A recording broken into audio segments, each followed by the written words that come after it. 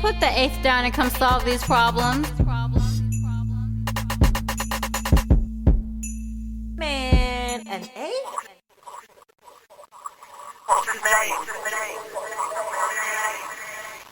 So my brand is smoking wit, like witty. Mm-hmm. So that would be, I guess, maybe the department. I'm just going to call podcast, Smoke. therapy. They call me, you call me whatever you want. Smoke. Yeah, they call me Dub, Eric. I'm trying to get more people to call me Eric Dior Whiteley, but they fight it. They fight it, Mom. People who know me all my life, they will not call me Eric. Because you never used it. I use Eric. That's my name. People will not call me my name. Whew, nicknames. Smokey. Yeah, that's fine. That's fine.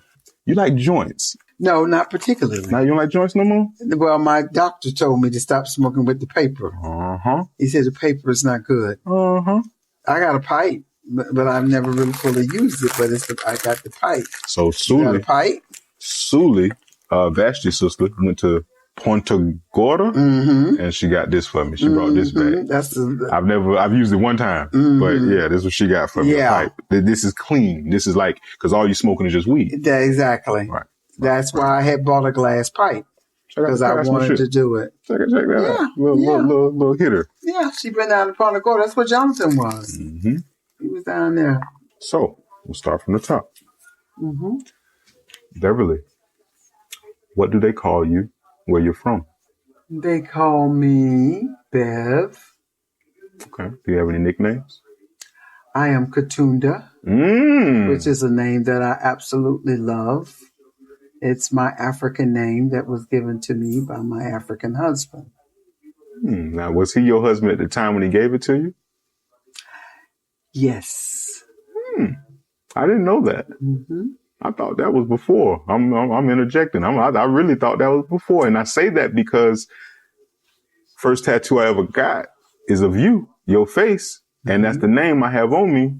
And I probably was only 18 at the time when I did it. Well, you're correct. It might have been right before we got married. I think it was just prior to us getting married. Right. But I knew that was not a name he gave me right away. It was a name that developed during our relationship.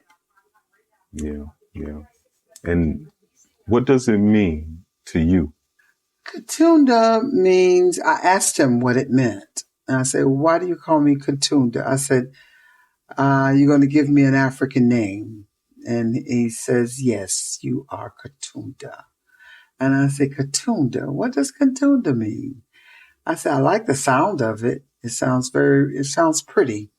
He said, it is. It means something very pretty, something very beloved, something very special. And it's small. It's not something that is of great quantity. It is something of great value that you hold on to and you treasure it. And that's what Katunda meant to him. That's what I meant to him. And I loved it. I thought it was a great name. So I love it.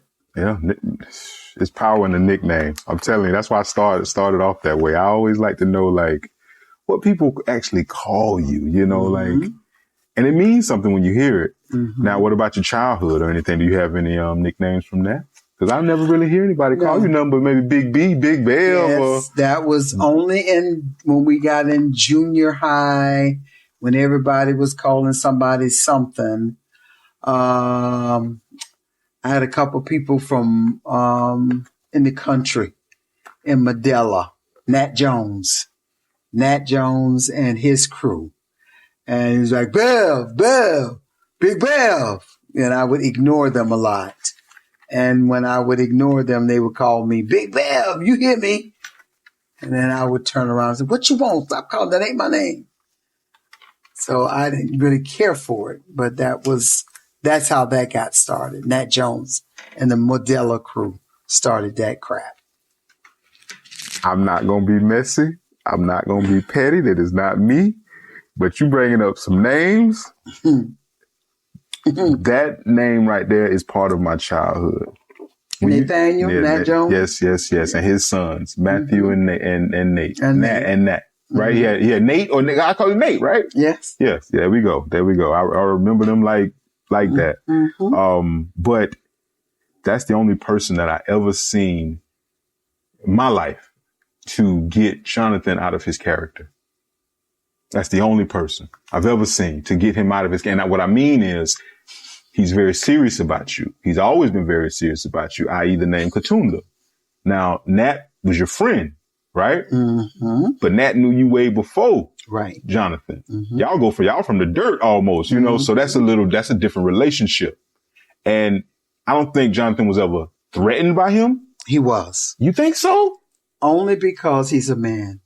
Jonathan. But Nat just talk and drink and talk. But he still saw him as a man. Jonathan is from Africa, and their culture and their ideology is different. We in America, we understand childhood friends, baby. That's a man who's a friend of mine. He's my good buddy. Jonathan and his culture and his era says that any man is a threat to a woman that they love. And they don't want any man to be as close to their female partner in their life. They just don't like it. They'd rather for them to be aside, not involved. Maybe because I grew up American, I have a Jamaican father. It's like I'm secure. And if I know that my woman is into me, I mean, I'm not, okay, I gotta be clear now. I'm not for her having a lot of male friends or anything like that. But if this is someone who's been in her life even before me, you know, and my woman does not show me a reason for me to feel that way, I'm somewhat okay. That's an American ideology. I'm somewhat okay. Yeah, that's American. That's not African. I know. Right. Women are different in a different category, in a different status. Men are in a different category, different status. My woman is my woman, and she does not belong to anyone but me. Right. I agree. That's the mindset. Okay. So he says any man is technically a threat, and he minimizes those threats. So Nat Jones had to go. You cut him? I backed up, way up. Okay. And Nat, believe it or not, is old school. He recognized that too. Okay, that's good. That's good. He is an old school country boy. Yeah. And country men are like that too about their wives. Yeah. So he grew up with that. He knew what time it was. Yeah, because I mean, so this is how I am. You know, like if you're married, you're a married woman, and you have your husband there, more than likely I'm going to talk directly to him. You know, we're talking. I don't really talk to the wife. You know, But if you I'll be cordial, I'll be courteous. But if you knew the wife as an American, Americans are different. You grew up with her. You went to school with her. Nat and I were friends since very young with the church, going out in Modella and with Granddaddy Kobe and brother and sister Thompson. And we grew up out there on Nova Road, going out there and running through the cornfields and all that crap. Yeah. So that's different. So we had that history. Yeah. And Jonathan understood that. And he's very intelligent. So he very much understood the connection. He just rather not have it. Yeah. Period. That's somebody who knows me before him. Yeah. And that's intimidating. He did not care for that. I say that was nice of you. because I don't think you would have really had to. But then again, you are his wife. Yeah. So that's a respect factor. Yeah. Yeah. So But we were still friends. We just weren't as close as we used to be. You know how he was. He was like a godfather to you, you know, with his kids and you and him and the kids and everybody being together and all that kind of stuff. So she moved on. Do you have a motto in life? Like words to live by, words to die to, anything like that? Any type of motto? My motto is basically just be who I am. I like being who I am, and I don't like being hindered from being who I am. So that's pretty much my motto. I just try to I like being who I am. And I think I'm a pretty decent person, so. Would you give me a few words to describe like who you are when it comes like words that come to mind? When you think about Beverly-Elaine? I first think of myself as being kind. Yeah, I think kind. I think smart. I think fair. I think generous. Strong. No argument with that. Mm-hmm. Has anyone ever given you a last chance? And for what? You mean an ultimatum? Exactly. No. No one ever given you one? No. In life? No. Wow. Not even your mama, your daddy? No. They know who I am. Nobody gives me an ultimatum. All right, elaborate. Please give me more on this. Because we're usually, or often, we give them. But it's rare that we receive them and receive them well. So you're telling me that in 6 or some years, you've never received an ultimatum. I need to understand that a little bit further. If you could elaborate.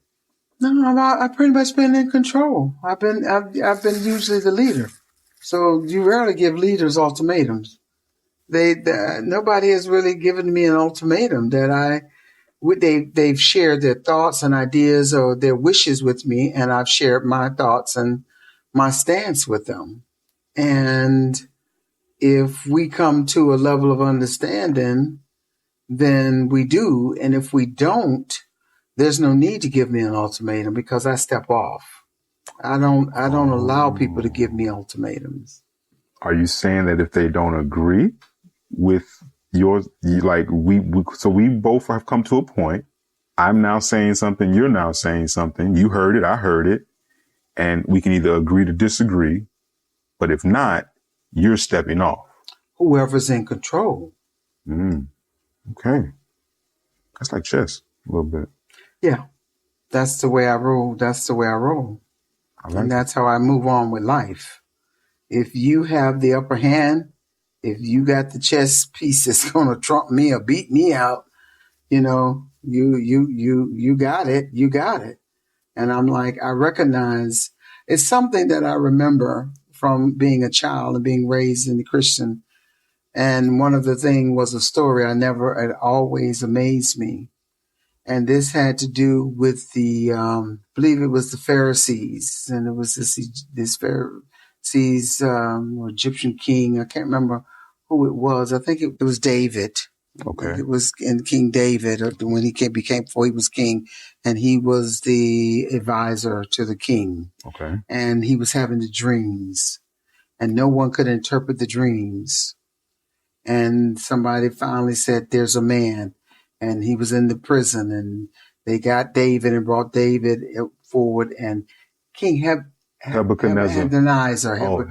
Hezekiah, I was saying Nebuchadnezzar, but that's the name I remember. But that might not be because there's so many names in the Bible. Yes, I'm telling you, I can be totally wrong. That's the story I remember. Yeah. And nobody could interpret the dream but David.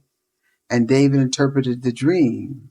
And it was like a hand. The Bible talks about the hand and the writing on the wall. He was writing, and no one could understand what it was but King David. But David did. David interpreted, and he told the king what it said. And the king didn't really want to believe it. Well, then why'd you bring me here? No, but he told him it was bad news. Right. And we never want to accept bad news. And so he didn't want to fully accept it. That's when the plagues came and all of that. Oh, I thought that was Moses. That might have been. No, it was not Moses. Moses one with the plagues? No, David? No. Okay, I'm gonna get read it down. up on it. I will. No, I'm gonna go check it out. And now, it was just something about it came to me that when the handwriting is on the wall, you have to accept it and know it. Because if you don't, you're fighting against something that's a given. The current that's guiding you. Like you just why fight why if you already are here to do this, why fight it? Go with it. So that's what I'm telling you. Good or bad, go with it. That's what I'm telling you. So I always knew to read the handwriting on the wall.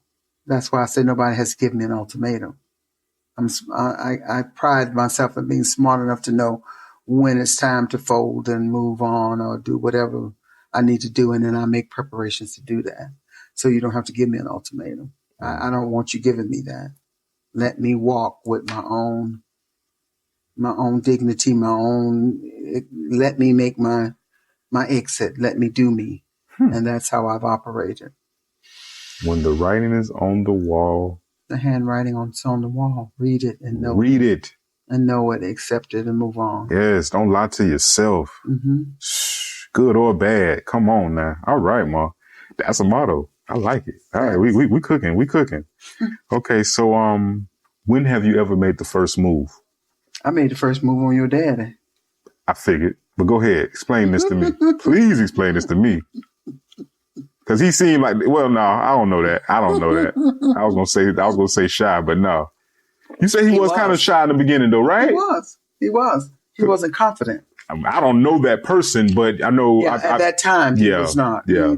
You got to understand, he was here from Jamaica. He was here illegally when he first came to this country, and he was finding his way and trying to figure his way and trying to navigate. And he had a lot of aspirations, but no, I made the first move on him. That was the first move because I saw him, and he appeared to be to me something that was very interesting, very something I wanted to get to know. Paint the scene, Ma. Paint the Sitting out in the country in Lake Wales, backward ass Lake Wales country. Niggas drinking moonshine, smoking homegrown best weed out there off the muck, out there by the pig slop pans or whatever. They back there and growing that shit. Yeah. And everybody's sitting out partying and hanging out at this bar at the end of the street, a hole in the wall. Mm-hmm. And there was a bench outside where they used to sit outside on the bench, and they was sitting out there drinking moonshine out of a glass jars and shit they done bought and got from somebody who brewed it. But I know you ain't drinking no moonshine. No, I know. No. I at that time I was smoking the homegrown. You ain't drinking at the time, really? No, I wasn't drinking that. I was No, just period. I'm just saying, what was your drink of choice at that time? I wasn't drinking that much. It was wine. I used to start out wine. Okay. And then I had just started drinking brown liquor. And I didn't know it was not something I really liked. I still liked the wine more than anything. Okay. But I had just started learning how to drink some brown liquor. Okay. Whiskey, scotch something. I don't know what the hell that was. Canadian CC. What's that? Canadian? Crown, it was no. Canadian. It was but it was a Canadian whiskey. But anyway, I was sitting out with some of the natives who I knew from Lake Wales. I had met them because I went to college with them. And I had relocated to the job over there in Lake Wales because Big Brothers had opened up a branch office and made me the supervisor of the little branch office between Lake Wales and Frostproof. So you weren't even 25 yet? No. Oh, heck no. I was just out of college. 21 years old. Okay. Barely 21. Okay. When I took that job. But I had worked for them before. The summer before I graduated. So that's why they knew what I was capable of. Got a grant, opened up down in Lake Wales, Frostproof, and I had an apartment in Lake Wales, and I knew the Hawkins. Cyrus Hawkins was my go-to guy. We had went to community college together, and then we went to Florida State together. When I got out and they said Lake Wales, I said, oh, I know people over there. So I wasn't afraid to move over to that side of the county. So that's how I ended up in Polk over there in Lake Wales. Besides meeting my dad, good experience for you? Yeah. I mean, it just reinforced what I already knew about country folks. You know, my family's country folks. Well, back in the day, black folks migrated between the South and the North. Yeah. Great migration. Going back and forth, yes. I see. That's my, now watch this. This is my family. This is my culture. All that, right? Heritage. But I learned all this from reading a book with The Warmth of Other Suns by Isabel Wilkerson. It's a black woman. And she actually took like 9 years to write a book, like documenting people moving from the South, from Florida, Mississippi, Alabama, and the places they went. She took real families and followed them. So yeah, I get it. Okay. But I mean, we kind of jumped off of it though, because you were telling me about my dad and, well, he migrated. I mean, he came from the migration from the islands. He ever told you about that? Like, as far as what made him want to come here? I mean, I get yeah, why, it was progression. He just needed to everybody was moving up, coming to the States, and he needed to make money. That was the way to make money. It was cutting sugar cane. They recruited the people to come up there, Belglade and all that. They cut that sugar cane. I mean, many people want to cut that cane. That's hard work. Yeah. And his friends was leaving, and he got on board. He jumped on board with them. So he came over here to work, but then once he started working, he just never went back? Yeah, because he said, and he moved left. He didn't stay down there long. He wasn't about that hard work. He said it was too hard. It was very bad conditions. And when the people started leaving, and that's how we ended up in Lake Wales. They all came up 27, dropping off, coming up from South, coming up. Okay. And that's how they ended up in Frostproof and Lake Wales. A lot of Jamaicans. Big community was up in there. And then that's where the oranges were. That's the citrus. So they could pick oranges. Okay. So he was working. He had a little money. He wasn't educated, don't sound like. You were educated. What was it about him that made you want to make a move on him? And like, how did that happen? He was just very smooth and very quiet. He was clean. He was attractive. He was handsome. Okay. And he had a nice car. Well dressed. Had one of the newest cars that he had just gotten, because by that time he had just started working for the mine, and he had gotten married. This is his first wife, Catherine. I didn't know he was married. Ooh. He didn't tell me he was married. He was living in Lake Wales, and he slipped off before I met him and married Catherine. Your Uncle George, don't drop them things everywhere now. Huh? Hold that close to you. Uncle George and your daddy, Reds, Slim Reds, Big Reds, all of them came through Lake Wales, came up south and dropped off. Lake Wales was the big Mecca, biggest city in Polk County, where they all dropped off when they start running away and getting away from the sugarcane people.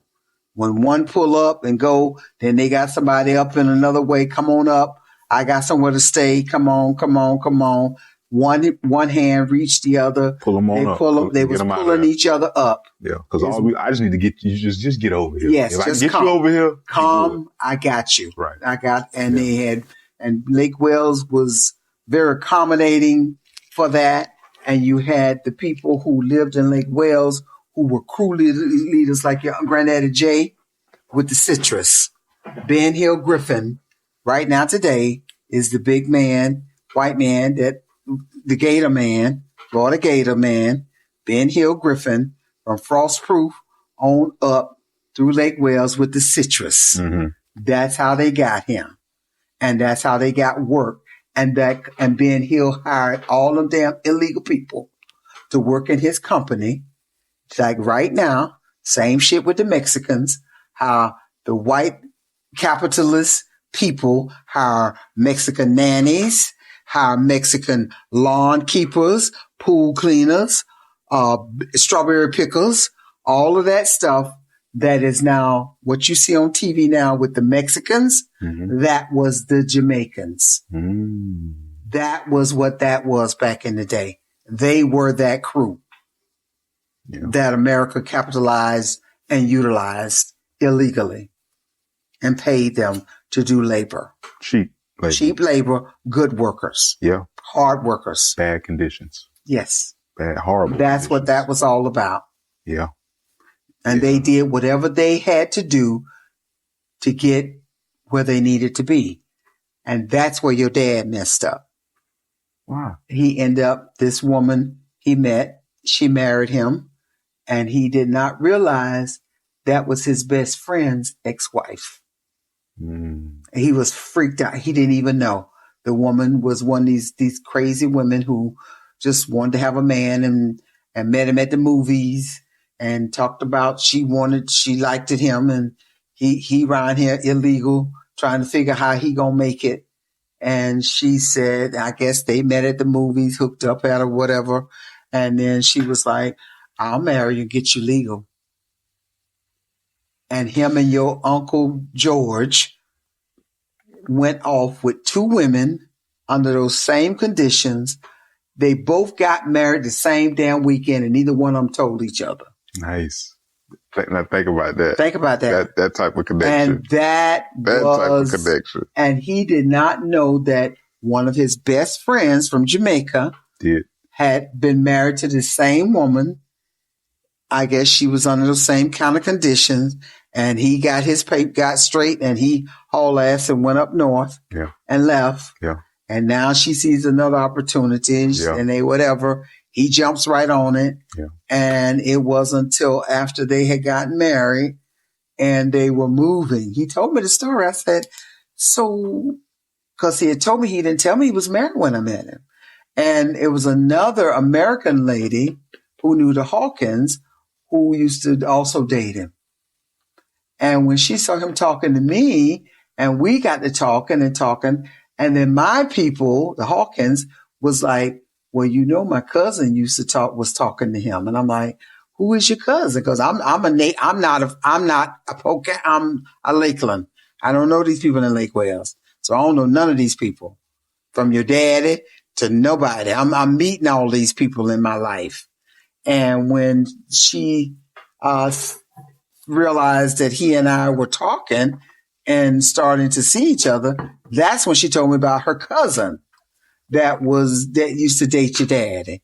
And I'm like, okay, so are they still dating? Because being a man, I'm like, they still seeing each other? Don't even matter, Mom. I know, but I'm just telling you the story. That's how it all happened. I know. I didn't know none of this stuff. You skipped something, though. What? You still never told me how you did it. Oh, I told the friend. Never told me how you did it. Well, the friend, when he... Slow down. Come on. Give me the tea. We got time. We ain't rushing. Well, I ain't trying. You told me you had 4 questions. You ain't told me I got to do a life history. No, but you opened this up. This question opened this up. Well, when I asked you the first move. I'm just like, damn, you want all the details? No, I just want to tell me how you did it. I'm just telling you, we were sitting out there smoking weed. I got high, and I'm like sitting there, and we were talking, and I'm looking at all these people falling off the damn bench because they drinking their moonshine. They crazy as hell. They roasting a pig in a hole over there. All of them, but pure country ass people. And I enjoyed seeing different stuff. But anyway, he was the best looking. He was the sharpest thing pulled up. And we sitting up there smoking some of this damn crazy ass wacky weed. And I'm like, well, who is that? Right. He pulled up in this nice black brand new car and he getting out in his black outfit, and your daddy was a clean dresser. I mean, clean to the T. Nice leather shoes, black pants, shirt, tie. No tie, but just everything fitting. I'm like, well, damn. Nice tapered up hair looking good. I'm like, well, who is that? He's the best looking. Around here. Ain't no way he's from around here. Is he from Lake Wales? Then the girl started laughing. She told me, oh, you like him? I said, girl, he the smartest looking thing up here. Y'all got me out here in this damn woods. Yeah. So that's how I met him. He walked in the bar, in that little one-shot bar. They was in there going to play pool, drank some beer, and they had a pool table in that little one-shot, in and out, hole in the wall. Mm-hmm. And I didn't go in there. I just sat outside. Got it. And that's how, and then she was like, she said, I know him. And I said, oh, okay. I said, well, shoot, you need to tell him somebody interested in him. And sure enough, the night was going on. She ended up going inside to get a beer. And she told him, my girlfriend was looking at you. And he said, who? Of course, he wants to know who. And so he comes out after she came back out. She said, I told him. I said, what you told the man? What you told the man? I told the man that you thought he was fine. Ooh. And I said, oh, Lord, okay. Yeah, now you ain't. And I stepped in. You're right. Yeah. And he came out, and I saw him looking around, talked to her. He walked and found her and talked to her, and I'm sitting back watching. And then she pointed. She pointed over where I was sitting. And he asked her, which one? Because it was other people. And she told him who I was. And then eventually he ended up coming by and talked. Mm-hmm. And that's how we met. Now, that's how me and your dad met. I mean, you may have liked him, but did y'all hit it off? Yes. That's cool. Oh, he was enthralled. Please. Okay, it's me. It's Bev. Come on, man. You ain't got to be like Bev. that. Don't be like that, Mom. Ask Vash. But be humble sometimes. You got to be humble sometimes, Vash right? to my mama. So technically you were a homewrecker? Technically, yes. Because I liked it and he liked me. I had an apartment. He started talking. He took me home that night. He actually took me home because I was riding. I had come over. Cyrus had come over. No, he followed me home. So, okay. He says, you live here? And I'm like, yeah. He says, I don't know you. Right. Because everybody watching me. I'm the new girl in town. Yeah. They're like, who is she? So then but I didn't know he was married. He did not. And he showed me where he lived in Lake Wales because that's where he had been living. Mm-hmm. And he was between that and over in Bartow. He was in between. He was back and forth. Okay. Your dad was living in both cities. Okay. He was the one perpetrating. I get it. Because and he took me over to the rooming place where they were living and had his own room. He still had a room. Now, it might not have been. It could have been his friend's room. But that's what he's telling me. This is his spot. So that's where we would go by there and go out and go down to the Jamaican dances down in Haines City. I mean, he come to my apartment. Right. And he did shift work. Mm-hmm. See? That was your dad's go-to. And over the years, I said, that's how this Negro has always done his dirt because he works shift. When a man works shift work, mm-hmm. It's hard to put your hands on him 24/7 because they can always say they're working. They work double. And that's when that's when he got on with the phosphate mine. And that's when they work double hours, double shifts. And all that. Right. See, I had to learn all that. Right. So when he wasn't in Lake Wales, I go by and just, hey, how you doing? I was in the area, stopped by. The guys lied for him and covered. Oh, he's not here. He's working. Yeah. When sometimes he was, and sometimes he was in Bartow. With the wife. Yeah. And in between her, he was just playing both. So how'd you find out? My friend told me. The same one? The same girl told me. Man. Because the other girl, her cousin, told her. Right. She had found out that he was married. And she told my friend Gail. And Gail told me, she said, that nigga married. I said, no, he ain't. She said, I know he live up. She said, I know, Because the old girl got mad when she found out about you. And she was really pressing. And she started digging deep. And that's when she found out he had gotten married. He wasn't always married, but he got married. He got married to get his papers and to get it. And it was all about getting that. And you just kind of answered my next question because I'm listening to this and I'm like, well, if you found all that out, but if you know his situation. That's what he told me. You kind of, it's like, I understand. You right? tend to overlook it. Right. I overlooked a lot of shit with your dad because he said that he did not love her. Right. And she offered to marry him as a way to hook him in. And then, but you rolled with it. He rolled with it because he was. I mean, I know if I was, what would you do? Yes, if I was in Jamaica and I needed citizenship and I needed visas and whatever, and I'm illegally and I'm trying to make a living and I'm trying to live there, the first nigga that came along and say, "Come on," I'd have jumped on the train. I understood it. I completely understood it. I did. And the fact that your dad did not stay there. Right. Your daddy wasn't there but a hot minute. Right. When he had met me. Right. Because he didn't want, he built a bond and loved me and wanted me. That's when he fell in love. Let me tell you why I know that. Because he had gotten his papers. Right. Your dad had his papers. He was straight, as they say, after he had married her. The rest of the Jamaicans was pissed off and told him he was a fool for marrying me. Why you want to go marry another woman when you already got what you need here in America? Right. You don't need to marry her. Right. Right. They told your dad that about me. And your dad told them, I love her and I want to marry her. Because I gave your dad an ultimatum. That's who got an ultimatum. You gave him one? Yes, I did. What'd you Grandma say? Margaret told me to give him one. What'd you say? Shoulda get off the pot. How'd you do that though? Because he moved in with me. You asked him to? No, he asked me. Was it circumstances? He didn't want to be with the wife. And he was tired of living with the friend? He was, y'all was always together? Mm-hmm. It made sense. Mm-hmm. He showed up at my door. Oh. With his clothes in the car. Told me he was coming. Okay. And you were open? Yes, because I loved him. Okay. And I want to be with him. But y'all living together, and that's different. Uh-huh. And it had rolled around to being right at close to 2 years, and I didn't know. I'm like, I don't know what to do with this. But you was in school still, right? No. You out of college now. I met him when I got out of college. Okay, I was over living in Lake Wales. Yeah. That was my first summer, right out of college. I graduated that summer and I got a job that fall. Okay. And that's when I moved to Lake Wales. I graduated in 78, met your dad then.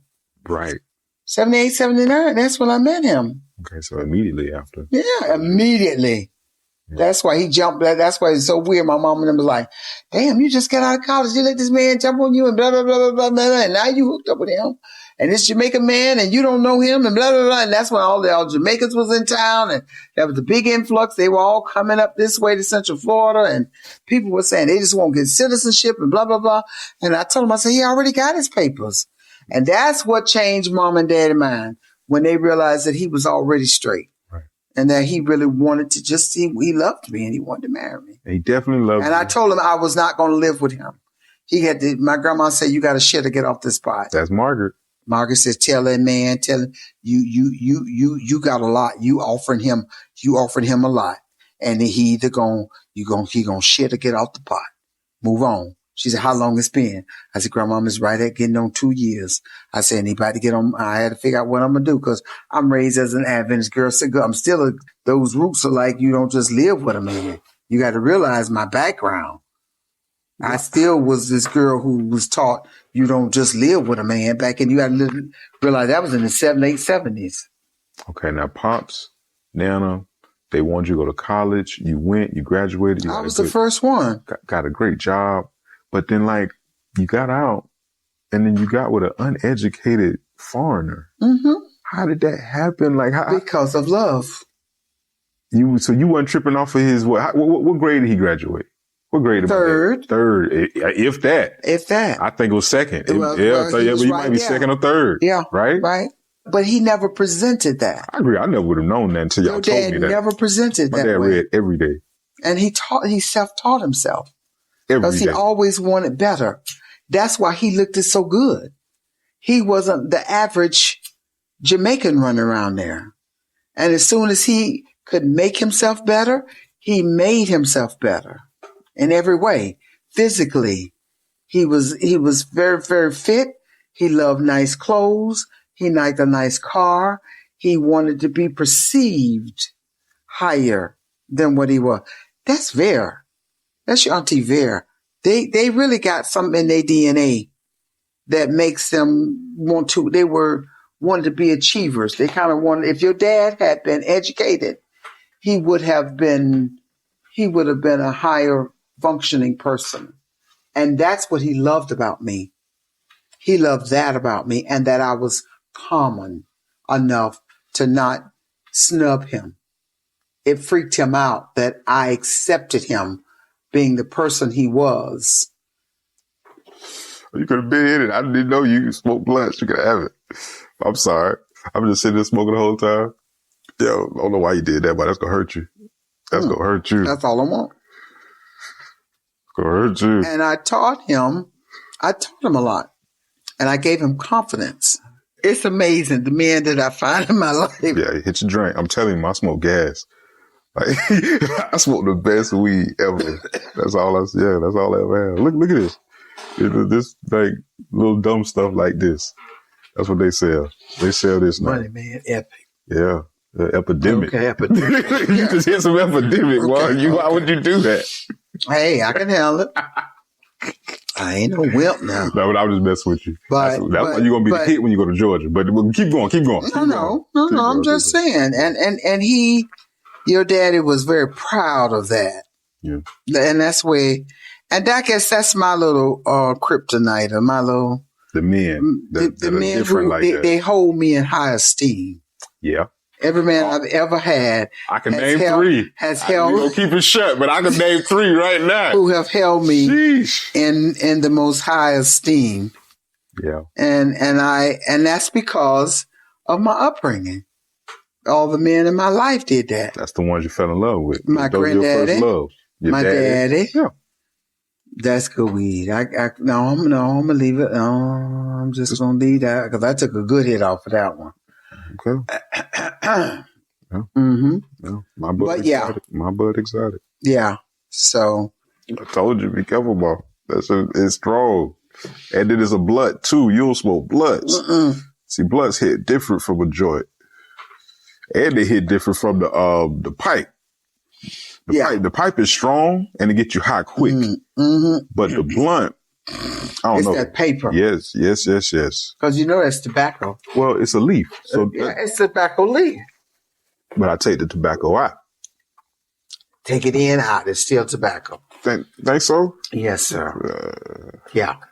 I know. That's why people like Shirley Man smoke who don't want nothing but in that shit like that because he's a smoker. Yeah.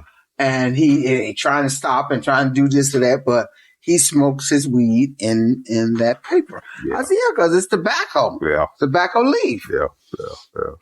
But my doctor, I talked to him about it. I tried to get him to give me a script. He said, well, I can't write you one, but I can refer you. Oh, yeah. Because he don't write. Yeah, they can't do that, man. It ain't that type of... Well, I didn't know. I asked him. He said, but I can refer you. He says, but Beverly, I said, so Doc, what you think? And I was telling him about I had this little wheezing episode. He said, that's from smoking that weed. He said, it's the paper. Oh, yeah, it is. That's what he told me. He said, now, I have no problems with the essence of it. He says, but in an oil form. Yes. I would prefer you to use it in an oil. Oil, you could eat it. He said, but the smoking with the paper, he says, I never support that. Yep. Because it's not healthy. It's damaging. It is. He says, think of the smoke from the paper. That's what you're smoking. That's the bad part about just smoking, period. So when you can use the weed, but it's when you start smoking it, that's what makes it bad. Yes, and I said, well, that's why they got pipes, Doc. He said, See? And that's all I laughed. And he was like, There you go. So... Yeah, me and my doc is real cool. I really like him. Man, you got me telling all my shit on this thing. Oh, yeah, my bad. Okay, let's wrap it up. Yeah, you told me 4 questions. All right, this 2 hours ago. This the last one. All right, so let's discuss something that in your life you just can't seem to get over, something you can't push through. Like even as the years pass, like this is not like something that just like is everyday type stuff. Well, why would you? If it's something you're dealing with and it's your day-to-day existence, what difference does it make if you got over it or not? Well, not get over, But that's part of it. Some people never get over. True. Exactly. So that's why I say push through. Yeah, and sometimes you can, if it's what you want to do, and sometimes it's not. I mean, it's just life, Eric, and we all have our own lives. Everybody has a reason why they do what they do.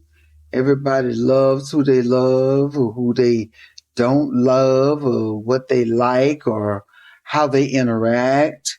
You know, I think about this recent situation with me and Shirley. It's a lot that's going on in my life that I have really reevaluated. I really have. I'm trying to assess how important it has been in my life and whether or not it deserves the space that I gave it, because I gave it a lot. I'm not saying by any means that I am perfect or better than or something special out of the ordinary, because I'm not. I'm just a person.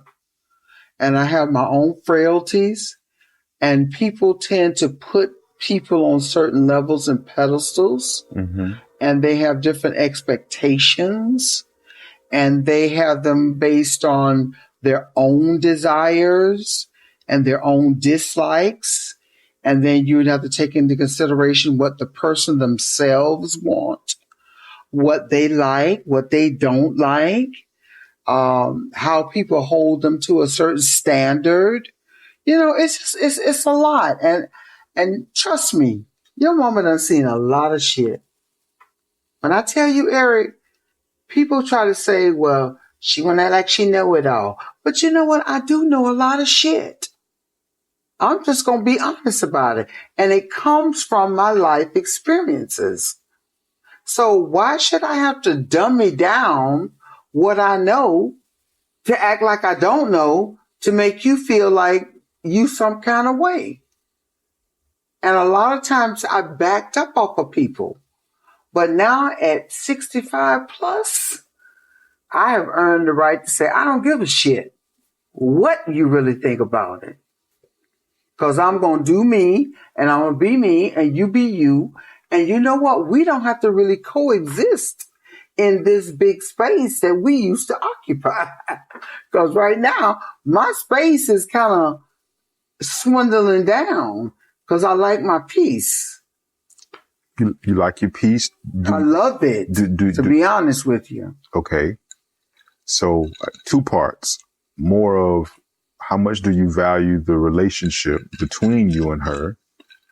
And before you answer that, and when you're gifted and you are capable and you know a lot, when you're in situations, sometimes it's up for you or not, but it's up to you to like kind of save them in the situation. Like, you know that they don't know. So why in this situation? But check this. Sometimes pull back because you know. But check this. Okay, talk to me. Check this. All right. A lot of times when you know stuff that they don't know, and then you hip them to it, initially they like the idea of you telling them some shit. Okay. But ultimately, they're a little annoyed that you know the shit and they don't. And you are the person who is telling them some shit that they should already know. This is human nature. And I'm learning it from the best. I'm telling you, and I'm going to tell you who done hit me to this shit that I didn't know as much as I knew about this, because I didn't, number one, I didn't look for that. That particular thing was just never on my radar. Right. Because I'm thinking me and you like this. Right. So we peanut butter and jelly, we rolling. Right. So I have no reason to think of anything outside of that relationship because of the person I am. Now everybody got different. Somebody else may come along and might say, "Oh, bet you should have looked at that. You ain't see that. I saw that a mile away." But that's your experience. That wasn't mine. I'm thinking of how I was reared, how I was taught, how I roll with a few people. So, you know, we grow, we learn. But your Nana, now that's the one who can read women and who know a lot about human behavior. I know about the behavior of people on my level, how I navigate, and in the way I move about and who I move about with different type of people. I can really, because I've had that experience. But them heifers is kind of a little bit lower and be doing and don't have the self-confidence or the self-assurance or the jealousy or the envy or the I'm going to do as good as you or better. See, those kind of women I'm used to dealing with. But someone out there, Nana say, she has always felt that because she's cheap. I know I bet you it's got to do with money. I know it's got to do with money. Yeah. So let her do it. And that's why I ain't push. Let her be. That's why I ain't push. Let her be. I put the information out there and I left it alone. Let it be, because I told her she already know. You know the ropes. Yeah. So she, shut up. Yeah. That's why I tell you, I stay in my house now. All right. So I see it. Now, what else? You got to make sure you don't be putting all my stuff out. No. Secrets tonight. No, Ma. No, I would never do that, Ma. I would never do that. Well, it don't matter anyway to me. Anyway, see, this is the problem right now. Don't be petty, Ma. Don't be. So listen, I end every show this way. Mm-hmm. How do you know me? What do you call me? Don't let me start cussing now. How do you know me? What do you call me? How do I know you? Let's talk it out. I knew you when you was a seed. Yeah. I remember the night your daddy came and got you. And I'm like, oh, God, for real, dude? Yeah.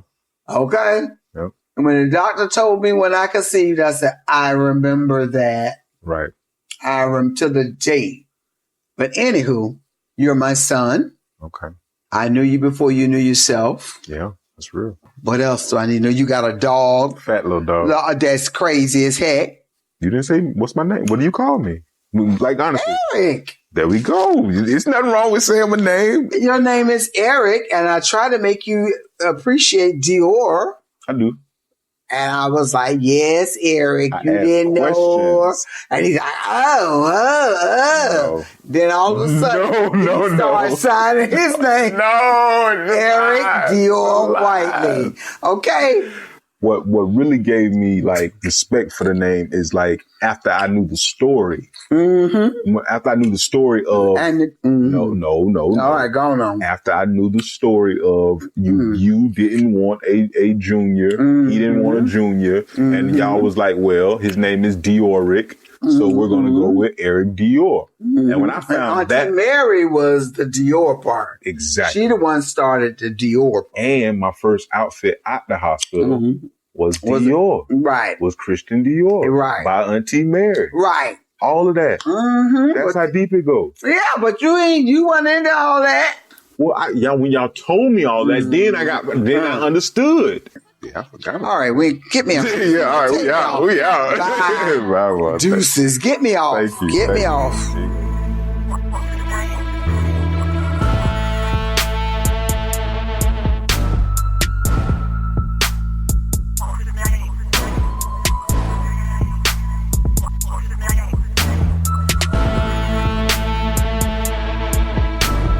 Put the eighth down. Put the eighth down. Put the eighth down. Put the eighth down. Put the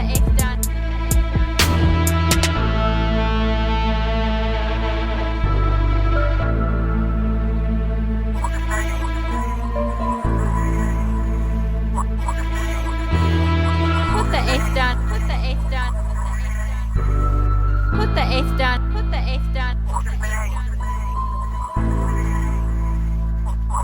eighth down. Put the eighth down. Put the eighth down. Put the eighth down. Put the eighth down. Put the eighth down. Man, put the eighth down and come solve these problems. Understand I don't know y'all. Remember, I love everybody. I am not your licensed therapist, and nothing shared on this podcast should be taken as medical, mental health, or legal advice. The discussions we have here are for educational, informational, and entertainment purposes only. We engage in open, honest conversations, sometimes including the mindful use of cannabis in a therapeutic setting. So kick back, Take what resonates, and remember, always consult your own licensed professional for personalized guidance.